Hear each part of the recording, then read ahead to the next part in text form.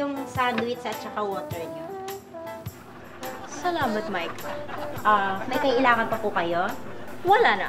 Micah? Okay. Pakilagay nga yan sa pwesto namin. Sa senyorita ko yan. Pwes, for your information, hindi na siyang senyorita ng pool na ito. At ano naman ang inyong mga pinagsasabi? Sinangla na sa akin ng daddy mo itong pool na ito dahil natalo ko siya sa talkies. No, no, no, no, no, no.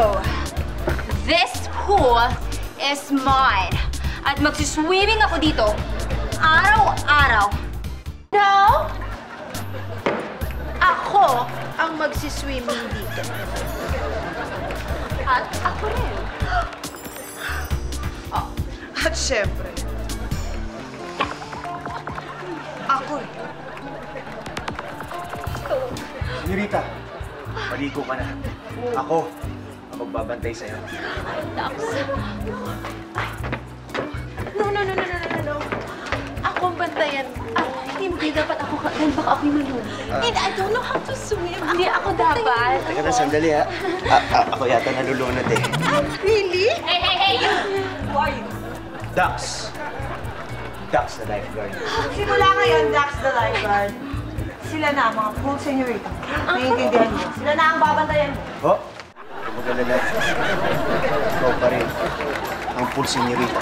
Tay, pwede rin may kasamang salaka.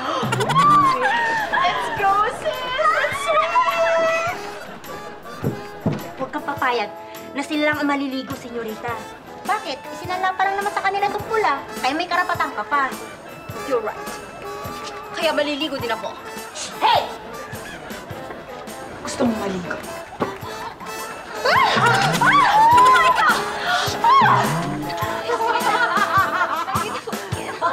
Ayan, naligo ka na. Huwag niyo akong paandaran. Dahil dito ako naitim sa pool na to.